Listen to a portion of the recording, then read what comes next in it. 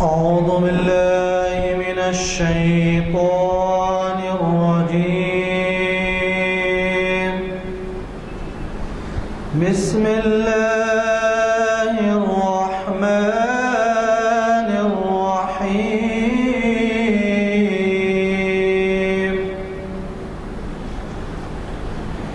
إذا زلزلت الأرض زلزالها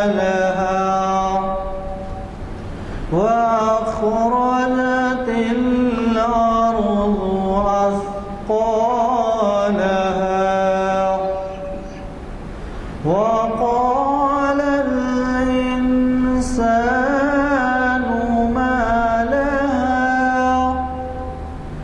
يومئذ تحدث أخبارها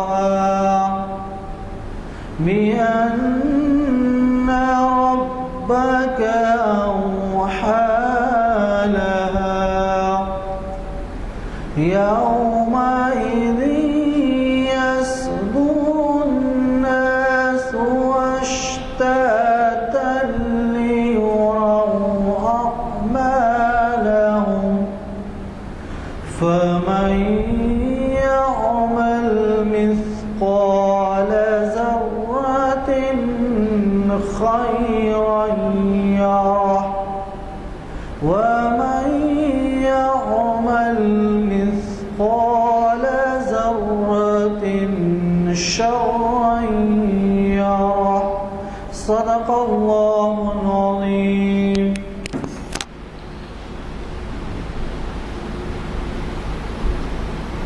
530 میں وضاحت کی گئی ہے کہ آج کا عنوان مسلمان خسارے میں کیوں. یہ عنوان تجویز کردہ ہے ہمارے آج کے بخاری صاحب کا حافظ محمد اسحاق کمال قادری صاحب. یہ شریعت انفارمیشن سروس کی 540ویں نشست آج 2 جون 2014 مطابق 3 شعبان 1435 ہجری بروز پیر بعد نماز عصر جامع مسجد عالیہ گن فاؤنڈری کے کانفرنس ہال میں منعقد ہو رہی ہے. حضرات، مجھے چندنا یہ بتانے کی ضرورت نہیں کہ عنوان کی کتنی اہمیت ہے. یہ بھی آپ جانتے ہیں کہ ہمارے مقررین سے ہم عنوان لیتے ہیں، ہم کوئی عنوان تجویز نہیں کرتے، اور اس کا نتیجہ یہ ہوتا ہے کہ ہمارے مقررین حالات کے پس منظر کو پیش نظر رکھ کر عنوان دیتے ہیں. اس سے خود آپ کو اندازہ ہوگا کہ کس قدر موزوں اور بر وقت یہ عنوان دیا گیا ہے. ویسے اس کا بھی ذکر کر دوں میں، ہمارے ان محافل کا آغاز مولانا آج ہی کے جو مقرر ہیں انہی کے خطاب سے ہوا تھا. 540ویں نشست کے معنی یہ ہیں کہ اب آپ اس سے اندازہ لگا دیجئے کہ ہماری ہر مہینے 4 نشستیں ہوتی ہیں، یعنی سال میں 48 میں 2-3 نشستیں ماہ رمضان وغیرہ کی وجہ سے ہوتی، 45 نشستیں سال میں پکی ہوتی ہیں. تو یہ ہیں 540ویں، یعنی تقریباً 11-12 سال سے ہماری یہ نشستیں چل رہی ہیں، اور اللہ نے جنہیں توفیق دی اس سے استفادہ کر رہے ہیں. بڑی خوشی کی بات ہے کہ ایسے لوگ جنہوں نے اس کی قدردانی کی، ویب سائٹ فراہم کی ہے انہوں نے، اور یہ ویب سائٹ کا سلسلہ بھی تقریباً 2 سال سے چل رہا ہے.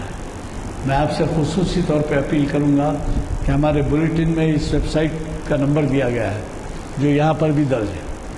اپنے گھروں میں، اپنے عزیز اقارب میں یہ بات کہیے کہ یہ ویب سائٹ پر رات کے 9-9:30 بجے کے بعد جب چاہے دیکھ سکتے ہیں، کیونکہ یہاں سے اس کو ٹرانسمٹ کرنے میں، تبدیل کرنے میں کچھ وقت لگتا ہے.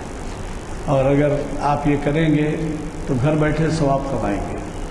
آپ کو تو معلوم ہے کہ ایسے لوگ ہیں جو گھر بار چھوڑ کر تبلیغ کے لیے جاتے ہیں، آپ گھر میں رہ کے اگر اتنی بھی تبلیغ میں مدد نہ کریں تو ہمارے لیے بہت افسوس کی بات ہوگی۔ ویسے میں آپ کو یہ بھی بتا دوں کہ یہ آپ ہی لوگوں کا تعاون ہے جس کی وجہ سے یہاں کے منتظمین کو یہ ہمت افزائی ہوئی اور یہ سلسلہ جاری ہے، اور تینوں محافل کا سلسلہ جاری ہے۔ تو بہرحال میں زیادہ وقت لیے بغیر آج کے مخرج صاحب سے گزارش کروں گا کہ وہ ہمیں اپنے خود کے دیے ہوئے عنوان سے نوازیں۔ میں جو کچھ گزارشات میں نے کی ہے اس کو آپ پیش نظر رکھیں۔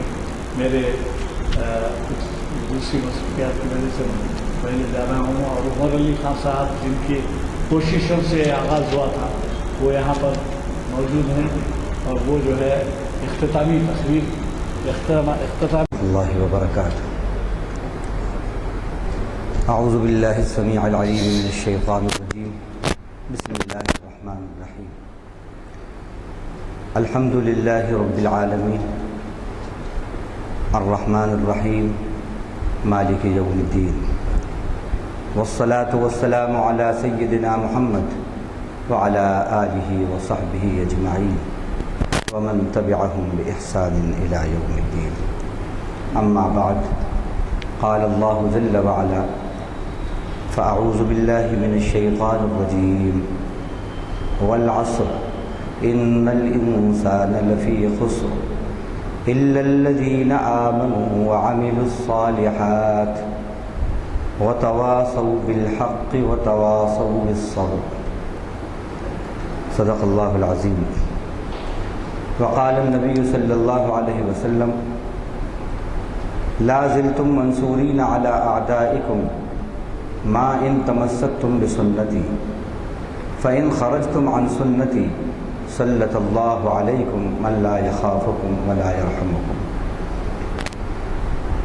تمام تعریفوں کے لائق اللہ ہی کی ذات گرامی ہے، وہ اللہ جو تمام جہانوں کا پالنہار ہے، وہ اللہ جو بہت ہی مہربان نہایت رحم فرمانے والا ہے، وہ اللہ جو بدلے کے دن کا مالک ہے۔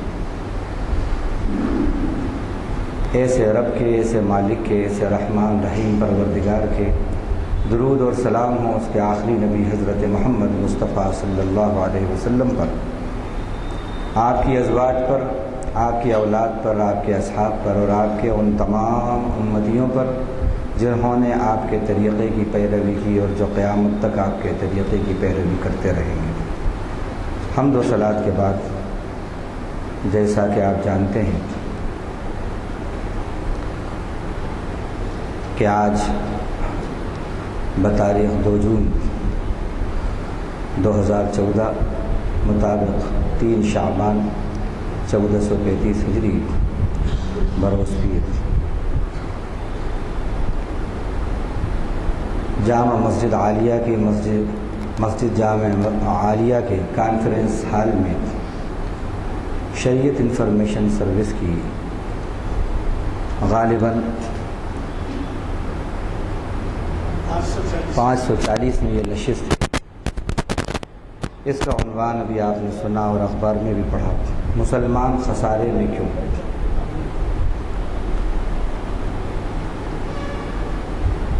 اللہ کرے کہ ہمیں اس سوال کا جواب اس محفل میں ملے، اور ہم اس سوال کے جواب کو ڈھونڈیں اور اس پر غور کریں، اور پھر اللہ ہماری زندگی کو دین و دنیا کے ہر خسارے سے پاک کر دے۔ دین و دنیا کے خسارے کو اللہ تعالی فائدے اور نفع میں تبدیل کر دے۔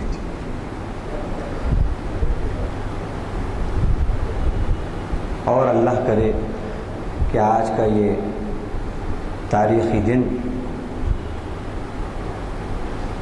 اور یہ کھلتا ہوا گلابی رنگ اور کھلتا ہوا گلابی رنگ اللہ کرے کہ اس شہر کے لیے اور اس صوبے کے لیے اور اس ملک کے لیے باعث رحمت بنے، اور خاص طور سے مسلمانوں کے لیے ان کی جان، مال، آل کے تحفظ اور سلامتی کا باعث بنے۔ آج کا جو عنوان ہے مسلمان خسارے میں کیوں، اس کا ایک ہی جواب ہے، اس لیے کہ وہ اسلام پر عامل نہیں ہے۔ اگر وہ اسلام پر عامل ہو، عمل کرنے والا ہو، اور وہ پریکٹیکل مسلم بن جائے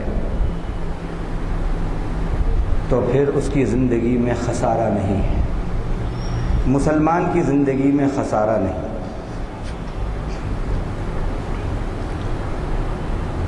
نیپولین کے بارے میں یہ آتا ہے کہ اس کی ڈائری میں لفظ امپاسبل نہیں ہے۔ نیپولین بوناپارٹ سب جانتے ہیں کہ دنیا کا ایک عظیم فاتح ہے، اور جس کے بارے میں یہ آتا ہے کہ اتنا ہمت والا تھا اور اتنا بڑے فاتح تھا کہ اس کا یہ عزم تھا کہ میں پوری دنیا کو فتح کر لوں گا، اور ابتدا میں وہ اس میں کامیاب بھی ہوا۔ تو اس کی ڈائری کے اندر لفظ امپاسبل نہیں ملتا۔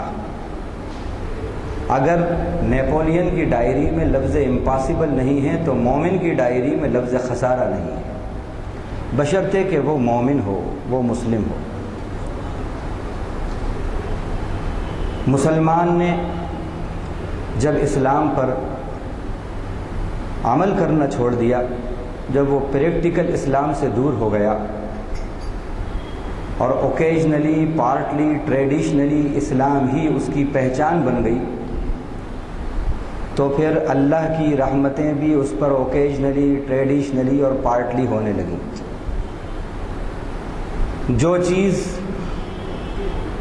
کا تعلق یعنی ریلیشن جب اس کے مرکز سے ٹوٹتا ہے تو وہ چیز فنکشن لیس ہو جاتی ہے، بیس لیس ہو جاتی ہے۔ دو چیزیں بہت ضروری ہیں، ایک ریلیشن اور ایک فنکشن۔ پنکھے کا جب تک ریلیشن رہتا ہے الیکٹریسٹی سے، پاور ہاؤس سے، تو وہ بہترین فنکشن اپنا دیتا ہے، اور جب ریلیشن ٹوٹتا ہے تو وہ فنکشن لیس ہو جاتا ہے۔ اور پھر جب کوئی چیز فنکشن لیس ہو جاتی ہے، اپنا رول پلے کرنا چھوڑ دیتی ہے، تو پھر کیا ہوتا ہے، اس کا جو مقام ہے اس مقام سے وہ ہٹا دی جاتی ہے۔ بلب جب تک اپنا رول پلے کرتا ہے سر کے اوپر رہتا ہے، جب اپنا رول پلے کرنا چھوڑ دیتا ہے، روشنی دینا ختم ہو جاتی ہے اس کی، تو وہ اس کا مقام پھر سر کے اوپر نہیں رہتا، پھر کچرے کی کنڈی بن جاتی ہے۔ پتا جب تک اپنا ریلیشن جڑ سے برقرار رکھتا ہے تو ہرا بھرا رہتا ہے، وہ درخت ہرا بھرا رہتا ہے، پھول بھی دیتا ہے، پھل بھی دیتا ہے، خوشبو بھی دیتا ہے۔ اور جب اس کا تعلق، اس کا ریلیشن جڑ سے ٹوٹ جاتا ہے تو پھر وہ فنکشن لیس ہو جاتا ہے، کاٹ دیا جاتا ہے۔ بدن کے اندر ایک ریزسٹنس پاور ہوتا ہے، یہ ریزسٹنس پاور جب تک پاورفل ہوتا ہے تو باڈی کے اندر جو جرمز ہیں وہ ان کو ڈیفینڈ کرتا رہتا ہے اور بیماریاں دور رہتی ہیں۔ جب یہ ریزسٹنس پاور ختم ہو جاتا ہے تو باڈی اپنا رول پلے کرنا چھوڑ دیتی ہے، اور پھر جرمز کا حملہ ہوتا ہے، جراثیم کا، اور بیماریاں بہت تیزی سے قریب آتی ہیں۔ بالکل اسی طرح مسلمان کا پاور ہاؤس جو ہے وہ اللہ ہے، اس کا ریزسٹنس پاور ایمان ہے، ایمان۔ جتنا یہ ریزسٹنس پاور پاورفل ہوگا اتنا ہی خسارے، مصائب، مشکلات، پریشانیاں، آفتیں سب کی سب وہ ریزسٹنس پاور دور کرتا رہے گا۔ ان اللہ یدافع عن الذین آمنوا، اللہ ڈیفینس کرتے ہیں ایمان والوں کی۔ جہاں ایمان ہے، جہاں ریزسٹنس پاور مضبوط ہے، تو پھر بیکٹیریا جو ہیں وہ سپریسڈ پوزیشن میں ہو جاتے ہیں۔ جب باڈی طاقتور ہوتی ہے، ریزسٹنس پاور طاقتور ہوتا ہے، تو پھر یہ جسم جو ہے یہ مؤثر پوزیشن میں ہوتا ہے۔ اور جب وہ ریزسٹنس پاور باڈی کا کمزور پوزیشن میں ہو جاتا ہے، سپریس پوزیشن میں ہو جاتا ہے، تو پھر باڈی مؤثر کے بجائے متاثر ہونے لگتی ہے۔ مؤثر کے معنی اثر ڈالنے والی چیز، اور متاثر معنی اثر قبول کرنے والی چیز۔ مسلمان جب تک پریکٹیکل اسلام پر تھے تو وہ زمانے میں مؤثر بنے ہوئے تھے، اثر ڈالنے والے بنے ہوئے تھے۔ جب تک انہوں نے اپنا تعلق قرآن اور حدیث کے مرکز سے، اللہ اور اس کے رسول سے وابستہ رکھا تھا، ان کا ریلیشن بہت پاورفل تھا، تو پھر ان کا فنکشن بھی بڑا پاورفل تھا زمانے کے اندر۔ جب ان کا تعلق اور ریلیشن وہاں سے ڈسکنیکٹ ہوا تو پھر وہ فنکشن لیس ہو گئے، اور جب انہوں نے رول پلے کرنا چھوڑ دیا تو پھر وہ ان کا جو پوزیشن تھا، جو مقام تھا، جو مقام محمود تھا، اس مقام سے ان کو ہٹا دیا گیا۔ باوجود اس کے کہ آج تقریباً 60 کے قریب مسلمانوں کے پاس ملک ہیں، لیکن اس کے باوجود ان کا کوئی پولیٹیکل ویٹ نہیں ہے۔ تو خسارے کا مطلب یہ نہیں ہے کہ وہ مالی اعتبار سے خسارے میں ہیں، بلکہ خسارے مالی بھی ہوتے ہیں، اخلاقی بھی ہوتے ہیں، اور اسلامی بھی ہوتے ہیں، ایمانی بھی ہوتے ہیں۔ یہاں پر مسلمان کا جو خسارہ ہے اس وقت، وہ اسلامی خسارہ بھی ہے، ایمانی خسارہ بھی ہے، اخلاقی خسارہ بھی ہے۔ یہ کیوں ہوا؟ یہ اس لیے ہوا کہ ہیڈ کوارٹر سے اس کا تعلق کمزور ہو گیا، ریلیشن کمزور ہوا، ریلیشن کمزور ہوا تو فنکشن کمزور ہوا، اور پھر اس کا جو رول تھا پریکٹیکل اسلام کا، اس نے وہ پلے کرنا چھوڑ دیا۔ پنکھا خاموش ہے تو وہ ہوا نہیں دیتا، جب وہ رول پلے کرتا ہے تو دو کام ہوتے ہیں، ایک گرمی بھی دور کرتا ہے اور دوسرا اپنی سیفٹی اور سیکورٹی بھی خود کرتا ہے۔ چلتے پنکھے کو کوئی چور نہیں چرائے گا۔ بالکل اسی طرح مسلمان جب تک اپنا رول پلے کر رہے تھے، ان کا ریلیشن ہیڈ کوارٹر سے تھا، تو زمانے کو ہوا بھی دے رہے تھے، ٹھنڈک بھی پہنچا رہے تھے، راحت بھی پہنچا رہے تھے، اور اپنی دفاع وہ کر رہے تھے، اور اپنی دفاع خود آپ کر رہے تھے، اللہ کے فضل سے، اللہ کے کرم سے۔ تو مسلمان خسارے میں کیوں؟ اس لیے کہ اس نے اسلام پر عمل کرنا چھوڑ دیا۔ اب میں اس کی کچھ مثالیں آپ کو دوں گا قرآن اور حدیث سے، کہ اسلام جو کردار پیش کرتا ہے، مسلمان کا کردار اس کردار میں فٹ نہیں ہو رہا۔ 90% اور 95% اگر جائزہ لیا جائے تو آج مسلمان کا کردار قرآنی کردار نہیں ہے، اسلامی کردار نہیں ہے۔ اگر کمپیئر کر کے دیکھیں آپ، مسلمان کا کردار قرآنی کردار، مسلمان کا کردار اسلامی کردار، مسلمان کا کردار نبوی کردار، کسوٹی جو ہے وہ قرآن اور حدیث ہے، اس پر پرکھ کر دیکھیں۔ چاہے وہ ہماری معاشرت ہو، رہن سہن ہو، یا عبادات ہو، یا معاملات ہو، یا سیاست ہو، یا قیادت ہو، کوئی بھی فیلڈ کو آپ لے لیں اور پوری دنیا کو چھوڑ دیں آپ، صرف جس ملک میں ہم رہ رہے ہیں 2530 کروڑ کے قریب یہاں پر مسلمان ہیں، لیکن اگر آپ سروے کریں کہ مسلمان نیملی ہیں یا فلی مسلمان ہیں، یہ مسلمان پارٹلی مسلمان ہیں، اوکیجنلی مسلمان ہیں، ٹریڈیشنلی مسلمان ہیں، یا یہ سنسیئرلی مسلمان ہیں، پریکٹیکلی مسلمان ہیں؟ جائزہ لیں۔ معلوم یہ ہوگا کہ خوشی کے موقع پر جائزہ لیں، قرآن کچھ کہہ رہا ہے، ان کی زندگی کچھ ہے۔ غم کے موقع پر جائزہ لیں تو قرآن کچھ کہہ رہا ہے، ان کی زندگی کچھ ہے۔ سیاست کے اندر جائزہ لیں تو قرآن کچھ کہہ رہا ہے، ان کی زندگی کچھ ہے۔ کیسے ہے؟ اب اس ضمن میں آپ کے سامنے پہلے تو وہ سورہ، اس کا ترجمہ جو ابھی آپ کے سامنے میں نے پڑھی، سورۃ العصر۔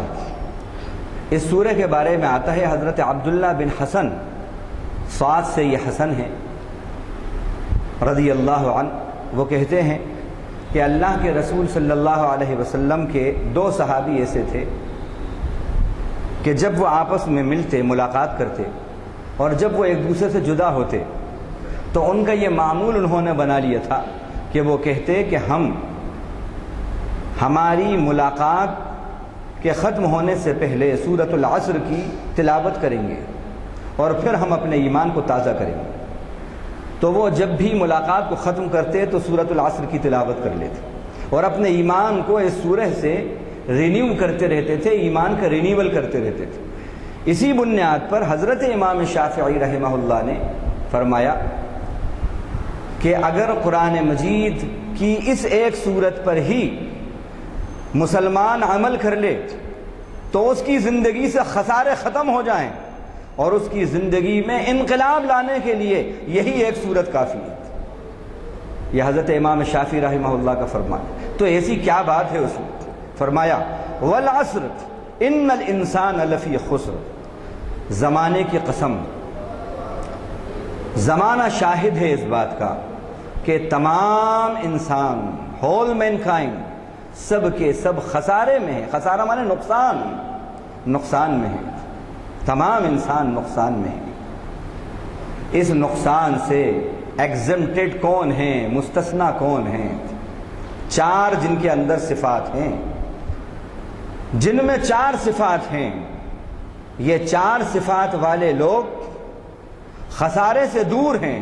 اللہ کی یہ بات ہے، اور اللہ کی بات سب سے سچی بات، سب سے اچھی بات۔ من اصدق من اللہ قیلا من احسن من اللہ حدیثا، اللہ سے زیادہ بات کا سچا کون ہے، اللہ سے زیادہ بات کا اچھا کون ہے؟ وہ 4 صفات جو زندگی کے خسارے کو دور کر دیں، دنیا کے خسارے کو بھی دور کریں، دین کے خسارے کو بھی دور کریں، اخلاق کے خسارے کو بھی دور کریں، کردار کے خسارے کو بھی دور کریں، جان اور مال کے خسارے کو بھی دور کریں۔ وہ 4 صفات، وہ ربانی صفات، وہ ڈیوائن کیریکٹرسٹکس جس کا تذکرہ اللہ تعالیٰ نے اس میں کیا، وہ کیا ہے؟ پہلی صفت الا الذین آمنوا، خسارے سے مستثنیٰ ہیں، دور ہیں، نقصان سے دور ہیں وہ لوگ جو ایمان لائے، یعنی جنہوں نے اپنا قلبی تعلق اللہ سے مضبوط کیا۔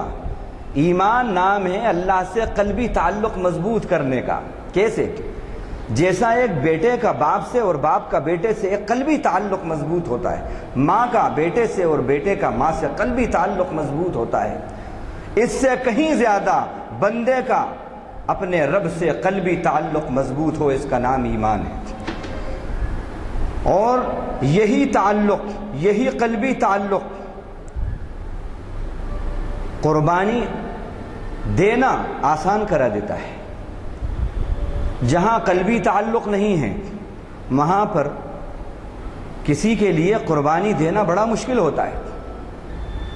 کوئی آپ سے ایک 5,000 قرض مانگے، آپ 10 مرتبہ سوچیں گے، لیکن بیٹے کو اگر 50,000 کی ضرورت پڑ گئی تو فوری تجوری کا منہ کھل جائے گا۔ کیوں؟ کہ بیٹے سے قلبی تعلق ہے، اولاد سے قلبی تعلق ہے۔ جس سے قلبی تعلق ہوتا ہے اس کے جو ریکوائرمنٹس ہوتے ہیں اور جو اس کے لیے سیکریفائس ہوتی ہے وہ فوری طور پر دی جاتی ہے، فوری طور پر اس کے مطالب پورے کیے جاتے ہیں۔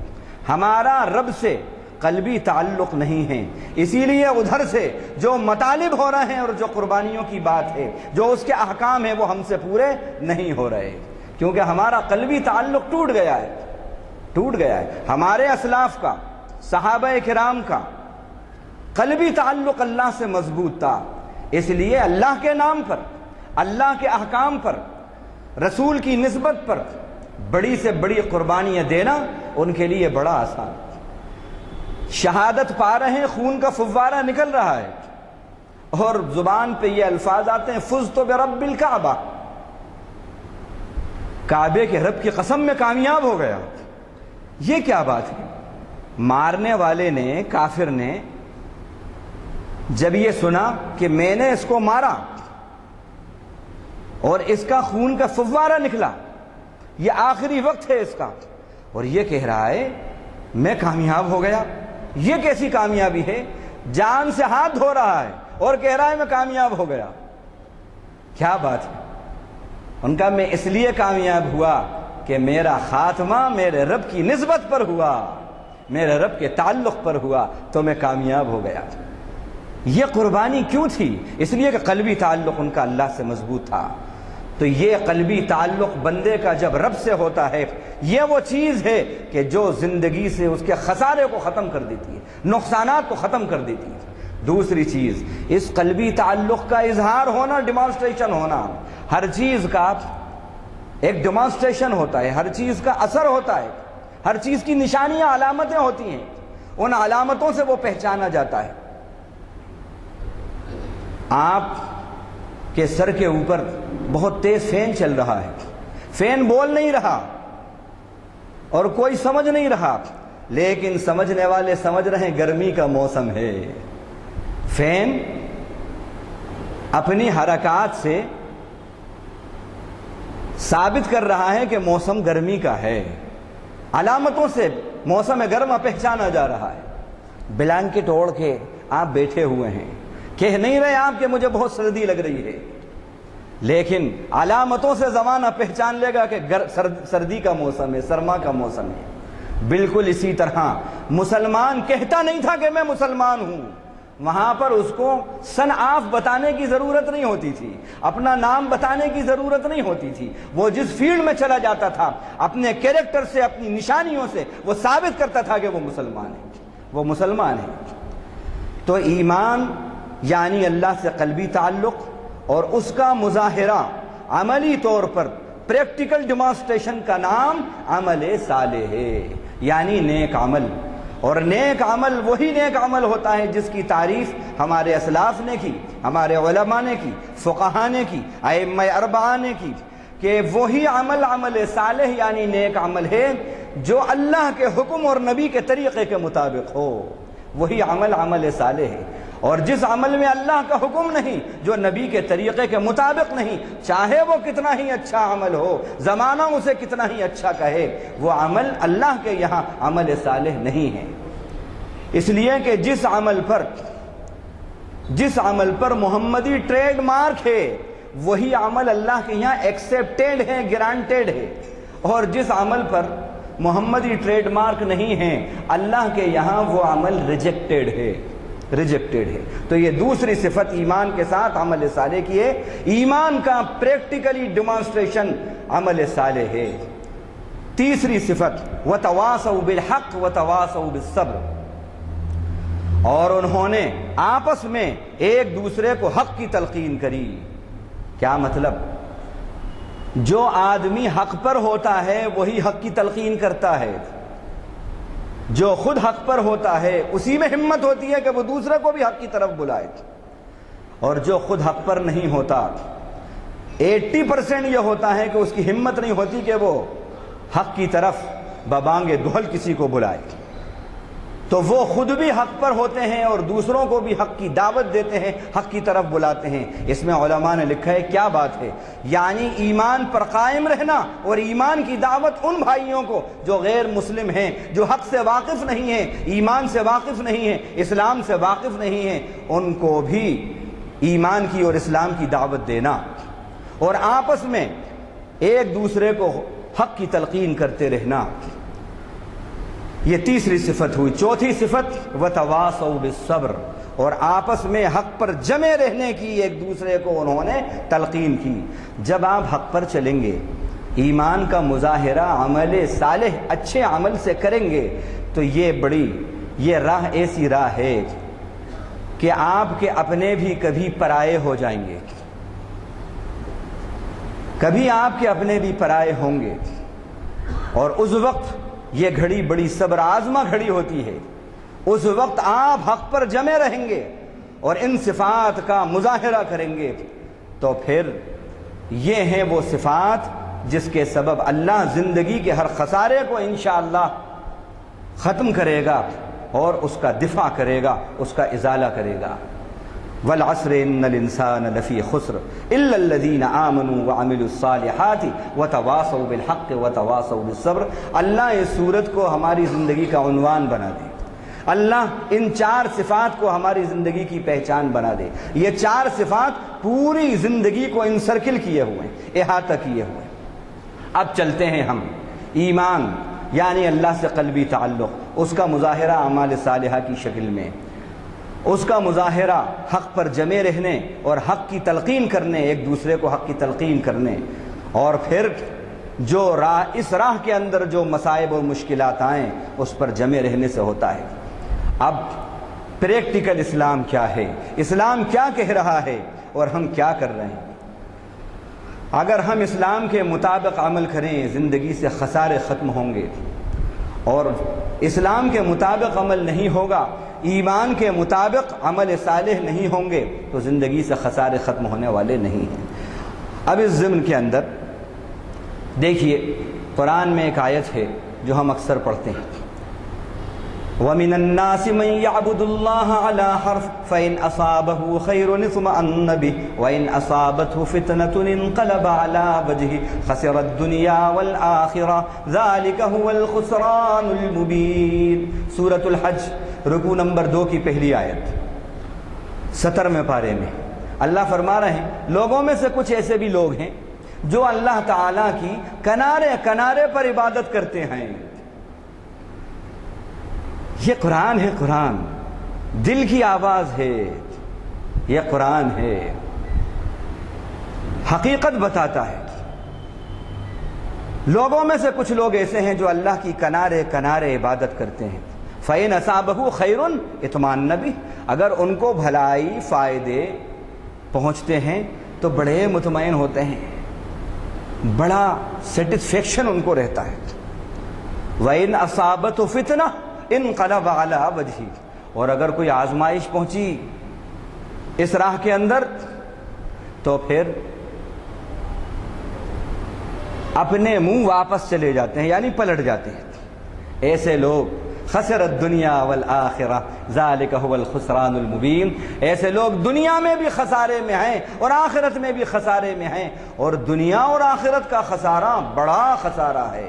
خالی دنیا کا ہوتا آخرت میں نہیں ہوتا تو بھی کوئی خسارہ نہیں تھا، اور یہاں خسارہ، یہاں فائدہ، آخرت خسارہ تو کسی حد تک اس دنیا کی زندگی میں تو نفع ہے، چلو پھر بھی یہ ہے کہ خسارہ کے مقابلے میں تھوڑا نفع تو ہوا، لیکن وہ شخص جس نے اپنی دنیا بھی برباد کر لی، آخرت بھی برباد کر لی، تو یہ تو عظیم خسارہ ہوا۔ اسی لیے اللہ نے کہا ذالک هو الخسران المبین، دنیا بھی اس کی برباد ہوئی، آخرت بھی برباد ہوئی۔ اب یہ کنارے کنارے پر عبادت کرنا کیا ہے؟ اسلام کہہ رہا ہے کنارے کنارے پر عبادت کرے گا مسلمان تو زندگی میں خسارہ آئے گا، قرآن کہہ رہا ہے، اور بڑا خسارہ آئے گا۔ اب ہم اپنا جائزہ لیں، کنارے پر عبادت کا کیا مطلب ہے؟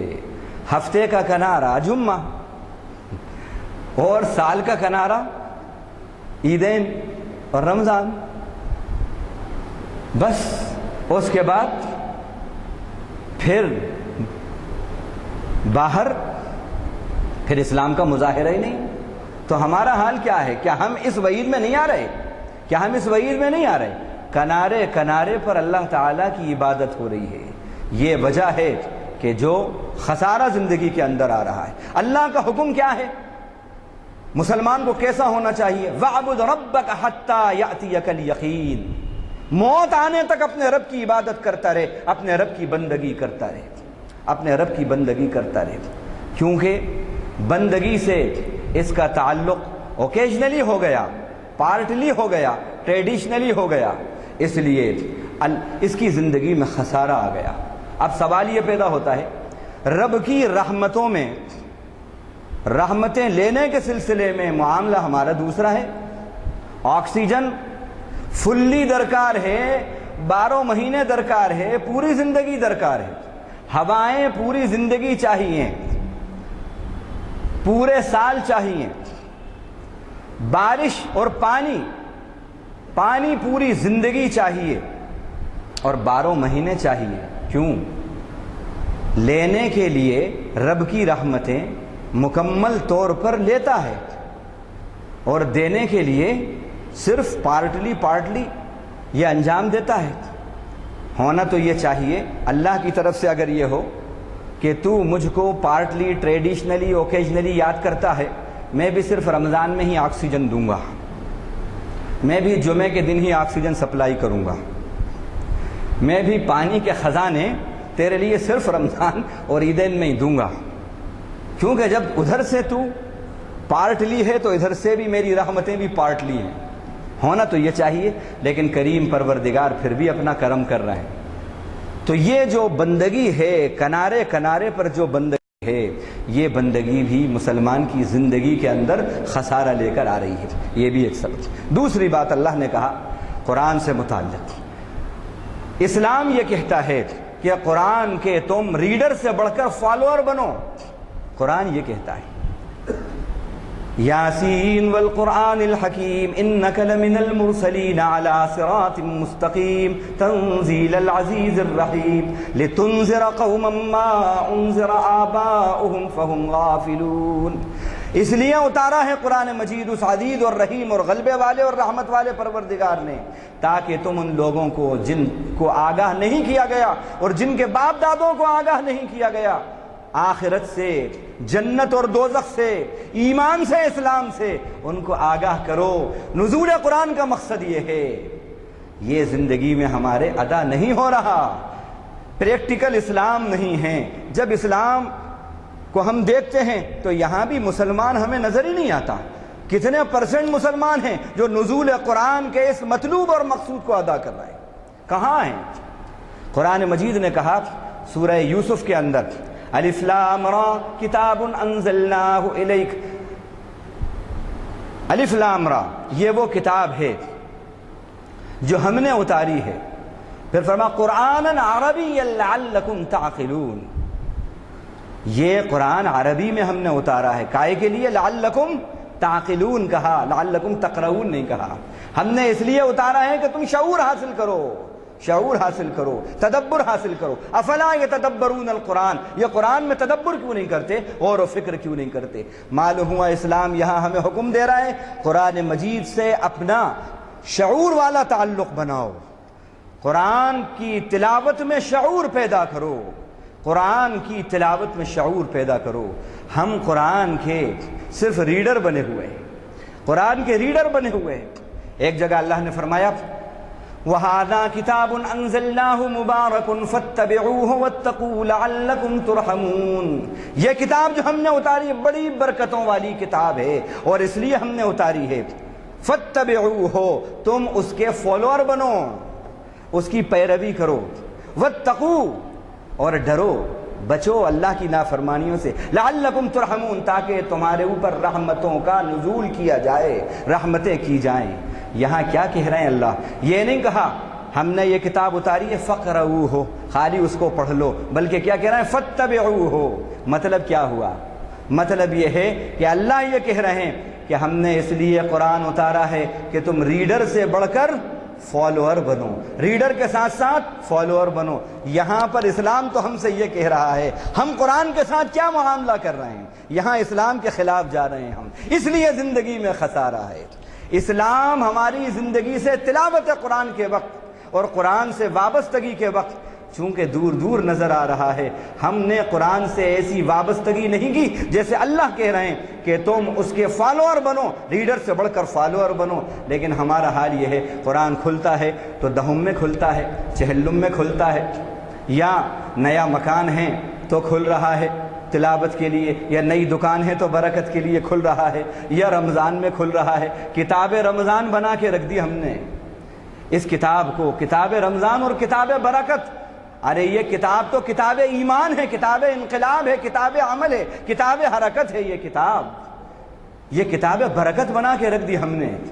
یہ تو کتاب انقلاب ہے، یہ تلاوت نامے سے بڑھ کر نصیحت نامہ ہے۔ اللہ نے قرآن کی صفت بتائی، اسلام نے قرآن کی صفت بتائی کہ ان هو الا ذکریٰ للعالمین، کہ قرآن سارے جہانوں کے لیے ایک نصیحت نامہ ہے۔ ھذا کتاب انزلناہ مبارک، اور فرمایا انا نحن نزلنا الذکر وانا لہ لحافظون، بے شک ہم نے ذکر کو اتارا، یا ذکر سے مراد قرآن ہے، اور قرآن اور ذکر کے معنی نصیحت کے ہیں، نصیحت نامے کے ہیں۔ قرآن اسلام کہہ رہا ہے کہ نصیحت نامہ ہے تمہارے لیے، لیکن آج مسلمان نے صرف تلاوت نامہ بنا کے رکھ دیا، تو یہاں پر اسلام کی مخالفت ہو رہی ہے، حکم اسلام کی مخالفت، حکم خدا کی مخالفت ہو رہی ہے۔ اس لیے مسلمان آج خسارے میں ہیں۔ ایک بات اور ذہن میں آ رہی ہے، وہ بھی سن لیں۔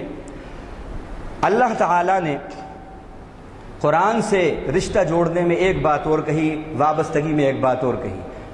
فرمایا وَنُنَزِّلُ مِنَ الْقُرْآنِ مَا هُوَ شِفَاءٌ وَرَحْمَةٌ لِّلْمُؤْمِنِينَ وَلَا يَزِيدُ الظَّالِمِينَ إِلَّا خَسَارًا، ہم قرآن سے وہ چیز اتارتے ہیں جو شفا ہے اور رحمت ہے مومنوں کے لیے، وَلَا يَزِيدُ الظَّالِمِينَ إِلَّا خَسَارًا، اور ظالموں کے حق میں یہ قرآن سوائے خسارے اور نقصان کی کسی چیز میں اضافہ نہیں کرتا۔ عجیب بات ہے، قرآن مجید اور خسارہ، سمجھ میں نہیں آتی بات، لیکن اللہ کہہ رہے ہیں، اور اس کی تائید سورہ بقرہ کی اس آیت سے بھی ہوتی ہے کہ یضل بہ کثیرا ویہدی بہ کثیرا، اسی قرآن کے ذریعے اللہ بہت سوں کو گمراہ کرتے ہیں اور بہت سوں کو ہدایت دیتے ہیں۔ عجیب بات ہے، قرآن مجید تو ہدایت کا سبب ہے، ہدایت کا سر چشمہ ہے، یہ گمراہی کا سبب کیسے ہو جائے گا؟ اللہ تعالیٰ آگے اس کا جواب دیتے ہیں، وَمَا يُضِلُّ بِهِ إِلَّا الْفَاسِقِينَ، جو خدا کے نافرمان ہیں ان کے لیے یہ قرآن گمراہی کا سبب بن جائے گا، جو خدا کے نافرمان ہیں۔ کون ہے خدا کے نافرمان؟ الذین ینقضون عہد اللہ من بعد میثاقہ، جو خدا سے عہد و پیمان کرنے کے بعد توڑ دیتے ہیں۔ کیا ہے وہ عہد و پیمان؟ الست بربکم قالوا بلا، کیا میں تمہارا رب نہیں ہوں، میں تمہارا مالک نہیں ہوں، معبود نہیں ہوں، میں تنے تنہا تمہارا معبود نہیں ہوں؟ یہ تھا وہ خدا سے عہد و پیمان، وہ ٹوٹ گیا، اس لیے یہ قرآن مجید نقصان کا اور خسارے کا بھی سبب بن گیا۔ وَيَنْقُضُونَ عَهْدَ اللَّهِ وَيَقْطَعُونَ مَا أَمَرَ اللَّهُ بِهِ أَن يُوصَلَ، اور وہ اللہ نے جن رشتے ناتوں کو جوڑنے کا حکم دیا ان کو توڑتے ہیں۔ اسلام یہ کہہ رہا ہے کہ رشتے ناتے جوڑو، وَيَقْطَعُونَ مَا أَمَرَ اللَّهُ بِهِ أَن يُوصَلَ وَيُفْسِدُونَ فِي الْأَرْضِ، اور زمین میں فساد برپا کرتے ہیں۔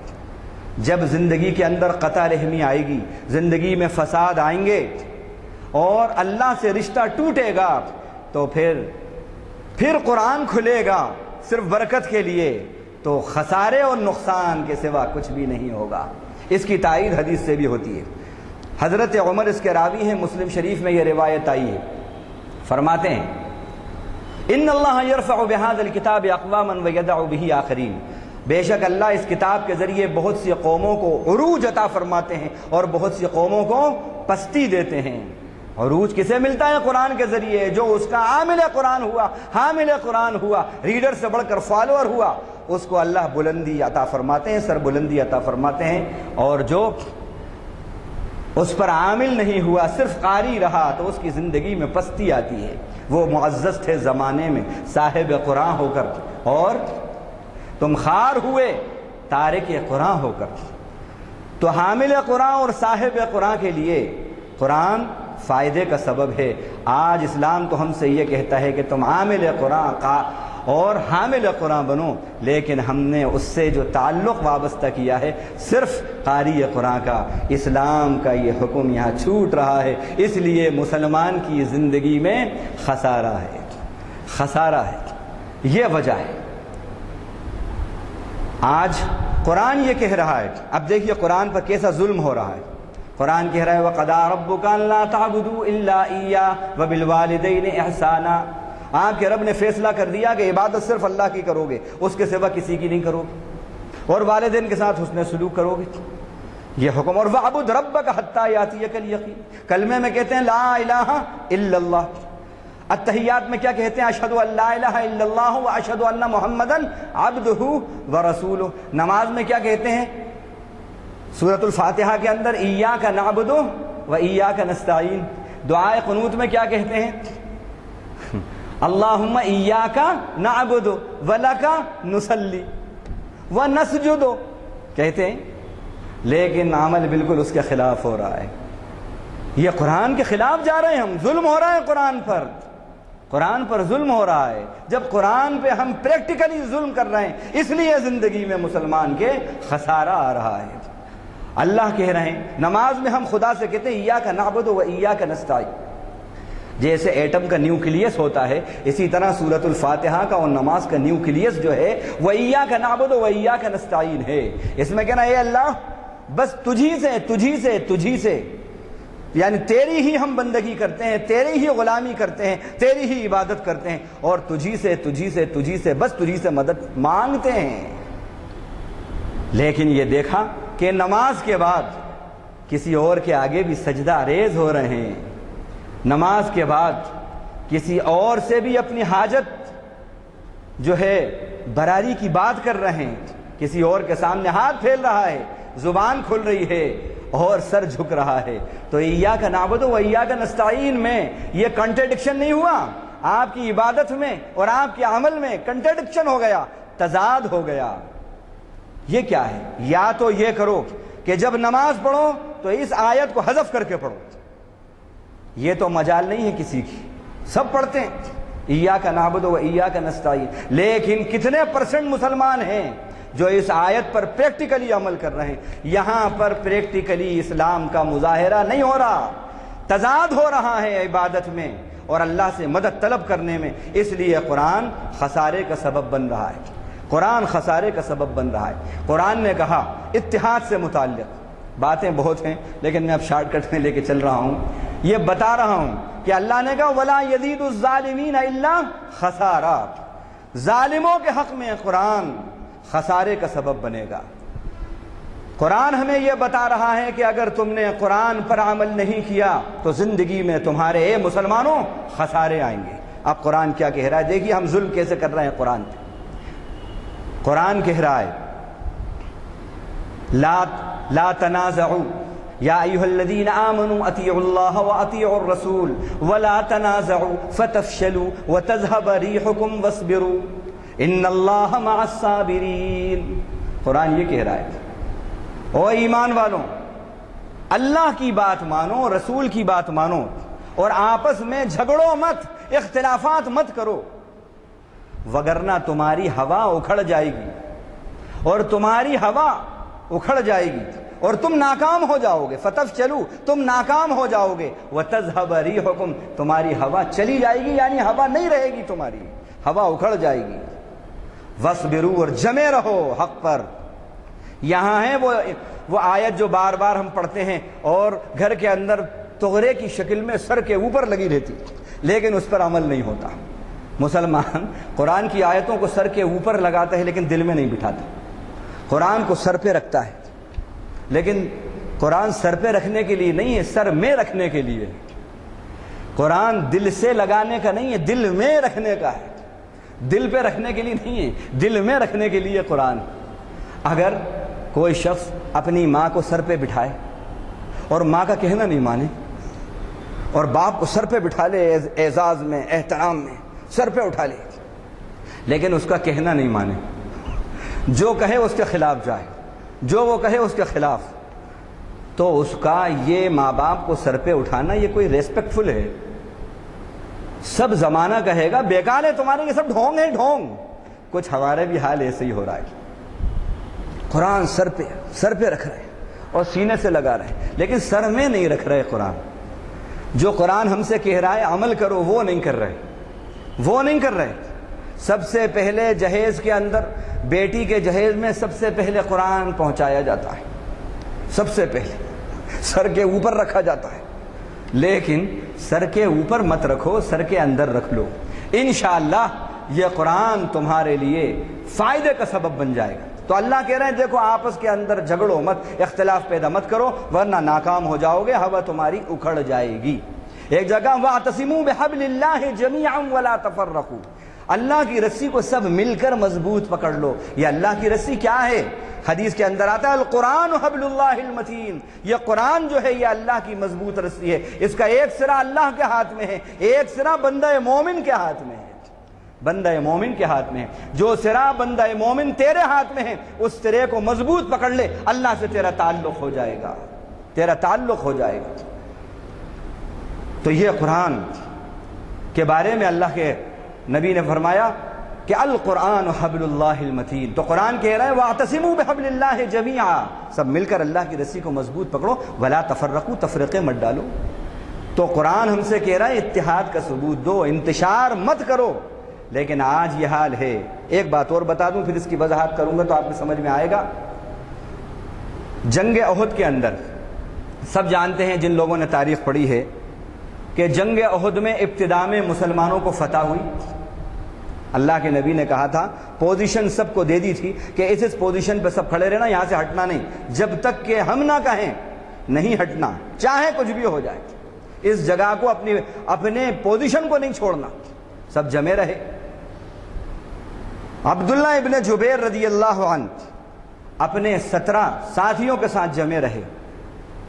نبی کی بات پر جب تک عمل ہوا، اللہ کا حکم جب تک مانا، معلوم یہ ہوا مسلمانوں نے چھکے چھڑا دیے نافرمانوں کے، بھاگنے لگے، فتح نصیب ہوئی اور مال غنیمت لٹنے لگا، یا یوں کہیے کہ مال غنیمت کی تقسیم ہونے لگی۔ اب یہ لوگ یہاں پر کھڑے ہیں، انہوں نے دیکھا کچھ لوگوں نے کہ کہیں ایسا نہ ہو کہ ہم محروم رہ جائیں، انہوں نے دنیا کے مال کے تھوڑی سی ہرس میں رسول اللہ کے حکم کو چھوڑ دیا، اپنی پوزیشن چھوڑ دی اور چلے گئے دنیا کی طلب میں۔ پھر کیا ہوا سب جانتے ہیں کہ وہ دشمن جس نے دیکھا کہ یہ محاذ خالی ہے، پوزیشن خالی ہے، واپس ہوتا ہوا دشمن، شکست کھایا ہوا دشمن پھر واپس آیا ہے، اور پھر اس طرح اس نے حملہ کیا ہے کہ 70 کے قریب مسلمان شہید ہو گئے۔ جیتی ہوئی جنگ ہار میں تبدیل ہو گئی۔ اس پر اللہ تعالیٰ نے کیا فرمایا اس جنگ میں وہ بتا رہا ہوں آپ پورے دلیل کے ساتھ، تو آپ کہہ نہیں سکتے کہ یہ غلط۔ منکم من یرید الدنیا ومنکم من یرید الآخرہ، تم میں ایک طبقہ وہ تھا جو دنیا کا طلبگار تھا، ایک طبقہ وہ تھا وہ عبداللہ ابن جبیر کا ہے جو جمے رہے 17 اپنے ساتھیوں کے ساتھ، جو آخرت کے طلبگار تھے، آخرت کے طلبگار تھے۔ اس سے کیا بات معلوم ہوئی؟ اس سے یہ بات معلوم ہوئی کہ جب مسلمان نے دنیا کی لالچ میں دین کو چھوڑا ہے، احکام خدا کو چھوڑا ہے، رسول اللہ کی شریعت کو چھوڑا ہے، رسول اللہ کے حکم کو چھوڑا ہے، تب اللہ تعالیٰ نے دشمن کو ان کے اوپر مسلط کر دیا ہے، اس کی جیت ہار میں تبدیل ہو گئی۔ یہ ہمیں یہ بتا رہا ہے۔ ابھی اب کرنٹ میں آپ مثال لیجئے، جو الیکشن ہوا 2014 کا، تو یہ کیا ہوا؟ بڑا انقلاب ہندوستان کی تاریخ میں آیا، بڑا انقلاب آیا۔ ہم سے لوگوں نے پوچھا تو ہم ایک ہی بات کہتے ہیں، دیکھیے مسلمانوں کا کیریکٹر اور کردار چونکہ کیچڑ جیسا ہے اس لیے کمل کھل گیا کیچڑ میں۔ ہاں، کردار اور کمل کھلتا ہے کیچڑ میں، کردار میں چونکہ کیچڑ ہے، پاکیزگی نہیں ہے، طہارت نہیں ہے، قرآن کی تعلیمات پر عمل نہیں ہے، تو کیچڑ میں دلدل ہے، دلدل ہے، اور دلدل میں ہی کمل کھلتا ہے جو کھل گیا۔ اگر آپ کا کیریکٹر دلدل والا نہیں ہوتا، دل والا ہوتا، تو پھر وہ صاحب دلدل والا ہوتا۔ دلدل اللہ کے نبی کے جو ہے گھوڑے کا نام تھا، دلدل۔ اگر یہ صاحب دلدل کا ہوتا، اس پر عمل کرتے ہوتے تو یہ دن دیکھنے کو نہ ملتی۔ دوسری بات، اللہ نے کہا کہ تم اتحاد کا مظاہرہ کرو اور دنیا کی لالچ میں نہ پڑو، لیکن ہوا کیا؟ دنیا کی لالچ میں اتحاد کو انتشار میں ہم نے تبدیل کر دیا۔ یہ آیتیں جو سورہ انفال کی ہم نے پڑھی پہلے 10ویں پارے کے دوسرے رکوع کی آیتیں، اس میں اللہ تعالیٰ فرما رہے ہیں کہ دیکھو تم آپ اللہ کی رسول کی بات مانو اور آپس میں جھگڑو مت وگرنہ تم ناکام ہو جاؤ گے۔ اس کے ضمن میں آتا ہے کہ جنگ بدر کے مال غنیمت کے سلسلے میں یہ آیتیں اتری ہیں۔ شان نزول میں یہ بات لکھی ہے، بتا رہا ہوں آپ کو۔ جو نوجوان صحابہ تھے وہ کہنے لگے کہ ہم نے زیادہ محنت کی ہے، ہمارا حق زیادہ ہے، مال غنیمت ہمیں زیادہ ملنا چاہیے۔ جو سینئر تھے ان میں سے کچھ نے کہا کہ ہم چونکہ سینئر ہیں، بڑے قریب ہیں، اس لیے ہمارا حق زیادہ ہے۔ اس میں اختلاف ہو گیا، مال کی چاہت میں آپس میں انتشار و اختلاف ہو گیا۔ اس پر آیت اتری دیکھو اللہ اور رسول کی بات ماننا، اس مال و دولت کی لالچ میں اتحاد کو پارا پارا نہیں کر دینا، کہیں انتشار اپنے اندر اپنی صفوں میں پیدا نہیں کرنا، وگرنہ ناکام ہو جاؤ گے، تمہاری ہوا اکھڑ جائے گی۔ یہی بات سورہ انفال کی ابتدا میں کہی گئی، یسألونک عن الانفال قل الانفال للہ والرسول فاتقوا اللہ واصلحوا ذات بینکم۔ یہ لوگ مال غنیمت کے بارے میں پوچھتے ہیں، انفال کہتے ہیں مال غنیمت کو۔ آپ ان سے کہیے وہ اللہ کا حق ہے، اس کے رسول کا حق ہے اور مومنین کا حق ہے۔ اللہ سے تم ڈرتے رہو اس مال غنیمت کے بارے میں، وَأَصْلِحُوا ذَاتَ بَيْنِكُمْ، اور آپس میں سدھار رکھو، آپس میں اپنے کردار کے اندر سدھار رکھو۔ خبردار دنیا کی لالچ میں اپنے کیریکٹر پہ داغ نہیں لے آنا، اپنے کردار کو خراب نہیں کر لینا، کہیں انتشار پیدا نہیں کرنا۔ آج ہم یہ دیکھتے ہیں ایک سبب مسلمانوں کی ناکامی کا جو ہے وہ یہ بھی ہے کہ مسلمانوں کو جو تعلیم تھی قرآن کی اور اللہ کی اور اسلام کی، انہوں نے اس کے خلاف کیا۔ یو پی کے اندر 80 سیٹیں ہیں، 80 سیٹیں ہیں، سب سے بڑا اسٹیٹ ہے، صوبہ جہاں سے member of parliament Lok Sabha کے ممبر چن کر جاتے ہیں۔ 80 سیٹیں، 80 سیٹوں میں سے ایک بھی سیٹ مسلمان کی نہیں آئی۔ کیوں؟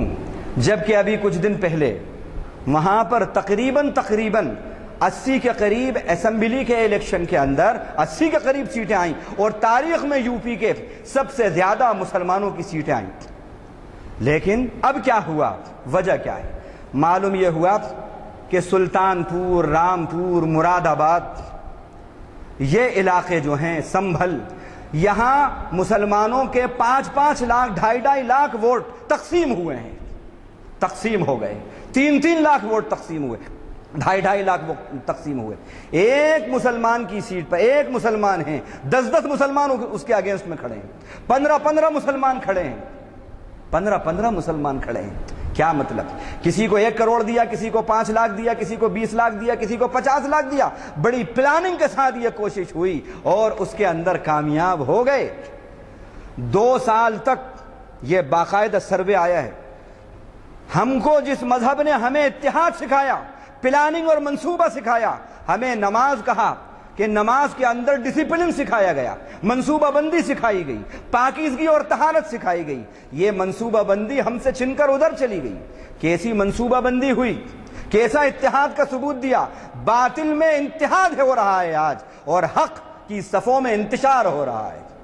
2 سال، 1.5 یا 2 سال تک 40,000 کے قریب راشٹریہ سویم سیوک سنگھ کے جو سیوک ہیں وہ پورے ہندوستان کے اندر پھیل گئے، گاؤں گاؤں، شہر شہر پھیل گئے، اور باقاعدہ انہوں نے برین واش کیا، مہم چلائی، کیمپین کری، انہوں نے کیمپین کری، ہاتھوں کے اندر سوگندھ دلا کے، قسمیں دلا کے دھاگے بانے، اور کہا کہ یہ جب تک نہ کھلیں جب تک کمل نہ کھل جائے۔ بڑی خاموشی کے ساتھ، کوئی پبلسٹی نہیں، اور پرنٹ میڈیا، الیکٹرانک میڈیا پر کروڑوں روپیہ خرچ کیا گیا۔ ہم تو وہ باطل پر اتنا خرچ کر رہے ہیں، ارے ہم تو اشاعت اسلام پر پرنٹ میڈیا، الیکٹرانک میڈیا میں اس کا 1% بھی خرچ نہیں کرتے، اسلام کے انٹروڈکشن میں اتنا بھی خرچ نہیں کرتے۔ اس کا نتیجہ کیا ہوا کہ مسلمانوں کے ووٹ تقسیم ہو گئے دنیا کی لالچ میں، اور اس دنیا کی لالچ میں کیا ہوا؟ وہ ہوا کہ آپ بے سیٹ ہو گئے، ایک بھی آپ کو پوزیشن نہیں ملی۔ یہ قرآن نے جو بات کہی تھی بالکل درستی تھی۔ یہ خزانہ جو آپ کو ملا ہے اس لیے ملا ہے کہ آپ نے قرآنی اسلام پر عمل نہیں کیا، آپ نے اپنے دل والی جو بات تھی اس پہ چلے، آپ لیکن قرآنی اسلام پہ عمل نہیں کیا۔ قرآن نے کہا تھا اگر مال و دولت کی لالچ میں اختلاف کرو گے تو تم ناکام ہو جاؤ گے، تمہاری ہوا اکھڑ جائے گی، ہوا اکھڑ جائے گی۔ اور اس کا ثبوت یہ ہے کہ ابھی 2 دن 4 دن ہی ہوئے تھے اور فوراً 370 پر باتیں آنے لگی، سب باتیں سامنے آنے لگی۔ اذان منگلور کے اندر ایک تنظیم نے کہا فجر کی اذان پہ بین لگایا جائے۔ یہ کیا ہے؟ یہ قرآن کہہ رہا ہے فتفشلوا۔ اگر دنیا کی لالچ میں انتشار کو پارا پارا کرو گے تو یہ حال ہوگا، ناکام ہو جاؤ گے، ہوا اکھڑ جائے گی، تمہاری ہوا باقی نہیں رہے گی۔ اب آخری بات، چونکہ وقت ختم ہو رہا ہے، میں بتا دوں۔ دیکھیے ہم بہت سی باتیں تھیں لیکن کیا کریں، وقت نہیں ہے، اللہ نے موقع دیا تو بعد میں بتائیں گے۔ ہم اللہ کے حکم پہ عمل کرتے تو ہیں کہیں کہیں، لیکن کیسا کرتے ہیں؟ اپنی انا کے حکم کی تکمیل کے ساتھ کرتے ہیں۔ یہ بہت اہم بات بتا رہا ہوں، بڑی گہری بات، اور کئی سال کے مطالعے کے بعد یہ بات سامنے آئی ہے تو بتا رہا ہوں۔ حکم خدا کی تکمیل کرو حکم انا کے بغیر، انشاءاللہ اللہ تمہارا ساتھ دیں گے۔ میں مثال دیتا ہوں۔ نماز، اللہ کا حکم ہے اقیم الصلاۃ، نماز پڑھو، اور اللہ کا حکم ہے صف بندی کرو، بنیانم مرصوصہ، صف بندی کے ساتھ نماز پڑھو۔ نبی کا حکم ہے کہ نماز میں صف بناؤ تو کاندھے سے کاندھا اور ٹخنے سے ٹخنا ملاؤ۔ معلوم یہ ہوا کہ ایک صاحب قریب میں ہیں، کچھ دن پہلے کی بات ہے، ایک بڑے میاں، ان سے کہا کہ یہ فاصلہ ہے، آ جائیے ذرا، کاندھے سے کاندھا ملا، بڑی زور سے ہاتھ جھڑک دیا۔ تو حکم خدا تو پورا کر رہے ہیں، نماز تو پڑھ رہے ہیں، لیکن حکم انا کی تکمیل کے ساتھ ہو رہا ہے، اس لیے نماز مؤثر نہیں بن رہی، فروٹفل نہیں بن رہی۔ حکم ہے حج کا، حج کرو، اتم الحج والعمرۃ للہ، حکم خدا ہے حج کرو، عمرہ کرو، کس کے لیے؟ اللہ کے لیے۔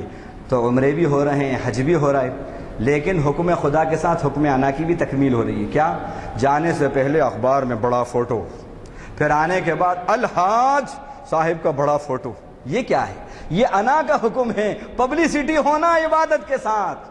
تو حکم خدا تو پورا ہو رہا ہے لیکن حکم انا کی تکمیل کے ساتھ ہو رہا ہے، اس لیے وہ اپنا اثر نہیں دکھا رہا۔ حکم خدا کا آتوا الزکاۃ، زکوٰۃ ادا کرو، اللہ کا حق تو ادا کر رہے ہو، حکم خدا تو پورا کر رہا ہو، لیکن یہ بھی حکم ہے کہ ریاکاری سے بچو، وہاں پر خرچ کر رہے ہو، صدقہ خیرات کر رہے ہو تو دل کی یہ تمنا ہے کہ سر فہرست میرا نام ہو۔ ایک صاحب نے چندہ دیا، دوسرے دن 1 ہفتے کے بعد چندہ دہندگان کی جو فہرست ہے مسجد کے اندر، وہ اپنا نام اس میں تلاش کر رہے تھے، اب ان کو نام نہیں ملا تو آ کر وہ متولی صاحب پر بڑے برسے، ان کا جن لوگوں نے 100 روپے دیے ان کے نام ہے، میں نے 500 روپے دیے تھے، میرا نام نہیں۔ ختم۔ حکم ہے زکوٰۃ دو، یہ اللہ کا حکم ہے، لیکن اسی کے ساتھ یہ بھی ہے اخلاص۔ حکم انا کی تکمیل کے ساتھ حکم خدا جب بھی پورا ہوگا تو وہ اپنا اثر نہیں دکھائے گا۔ تو آج شادی، حکم ہے خدا کا، شادی کرو۔ فَانكِحُوا مَا طَابَ لَكُم مِّنَ النِّسَاءِ، جو عورتیں تمہیں بھائیں تم ان سے شریعت کے حکم کے مطابق کرو شادی۔ مثنیٰ وثلاث ورباع، یہ حکم ہے اللہ کا، لیکن اسی کے ساتھ حکم انا کیا ہے؟ ذرا پبلسٹی ہو، خان صاحب کی شادی ہوئی ہے، امیر صاحب کی بیٹی کی اور بیٹے کی شادی ہے، وزیر صاحب کے بیٹے کی اور بیٹے کی شادی ہے، ایسی ہو، یونک۔ یہ تو بہرحال خلاصہ یہ ہے کہ ہمارے حکم خدا ہم پورا کر رہے ہیں، لیکن یہ حکم انا کی تکمیل کے ساتھ، بس راز یہی ہے، حکم انا کو فنا کر کے حکم خدا کو پورا کرو، انشاءاللہ خسارے ہر قسم کے ختم ہوں گے۔ اللہ تعالیٰ دنیا اور دین کے ہر خسارے سے ہمیں محفوظ رکھے اور قرآن پر عمل کی ہمیں توفیق دے، اور پریکٹیکل مسلمان ہمیں بنائے اور ہمارے اسلام کو پریکٹیکل بنائے۔ وآخر دعوانا الحمدللہ رب العالمین۔